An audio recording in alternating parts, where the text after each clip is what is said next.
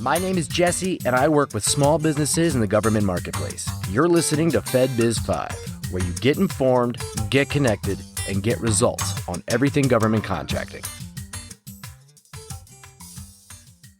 Today, we welcome back Anthony Diattore, who I'm pretty sure has been with FedBiz Access longer than the furniture.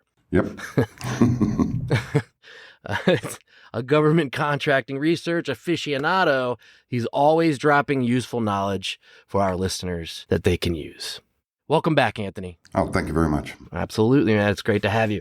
It's my understanding, often when businesses get involved in government contracting, they're told that they need to register in SAM, check eligibility for set-asides, and then immediately pursue SAM.gov for bid opportunities and start bidding. So would you say that this is the best method? I'd have to disagree with that as a method. I mean, yes, get your registrations. Yes, by all means, if you're eligible for any kind of set-asides, you should pursue those as well. Oh. However, jumping right into solicitations is probably not the best recipe for success.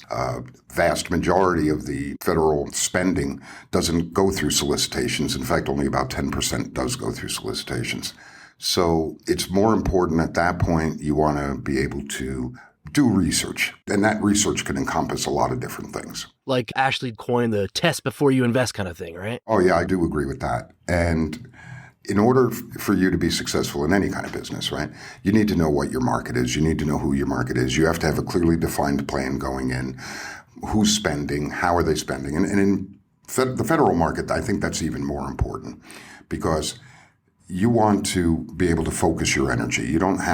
There's not enough time in the day for you to go after every government branch. Okay. So you need to focus. Who's buying the most of what you sell? What offices? What people? Who should you be reaching out to? The 90% that doesn't go through solicitations is about those buyers knowing who you are, right? So that you get these invites to bid.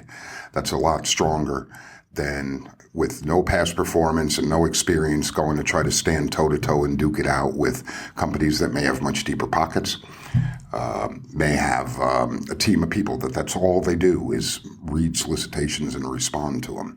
So it's pretty competitive in that end, and it's the lion's share of the market is happening elsewhere. Right. You need to know what that is. That definitely is information, I believe, that our listeners can appreciate. As far as that's why they call it a bid, right? You're working to accomplish and get the rewards for these, correct? I mean, I'm just trying to get a better understanding, mostly so our listeners can appreciate, because I know like the lingo here, we have, what are they called? RFQs, RFPs, right.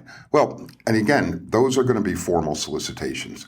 There's a whole market, and it's typically the $250,000 or less market that is probably a better leaping off point. And the vast majority of that is done through relationships, but you can't establish those relationships if you don't know who's buying what you sell. You can't, or where they are. And also, subcontracting is another route where relationships become key. So there's many ways to approach it that aren't necessarily going after those formal solicitations. Excellent. That is very informative. And I know our listeners really appreciate it. I know I do. But I got to say, at the end of the day, if you're not armed with that research and that knowledge moving forward, then you'll lack direction and you won't be able to establish those relationships. You won't be able to find that information, And get success if you don't have that kind of stuff. That's excellent. That's right. I always ask one more final thing. Is there any little niche or detail that you could give our listeners before we call it a day? I would invite people certainly to call. I'm available. I'm more than happy to have a deeper discussion on the matter. Now we're giving them ammo and everything to really get out there and do what they need to do. And showing that you're available for our listeners, I think that's fantastic. I've learned something a little extra today as well. Thank you. Appreciate that. This concludes this week's episode of FedBiz 5, where you get informed, get connected, and get results. Today's podcast is sponsored by FedBiz Access, government contracting made simple.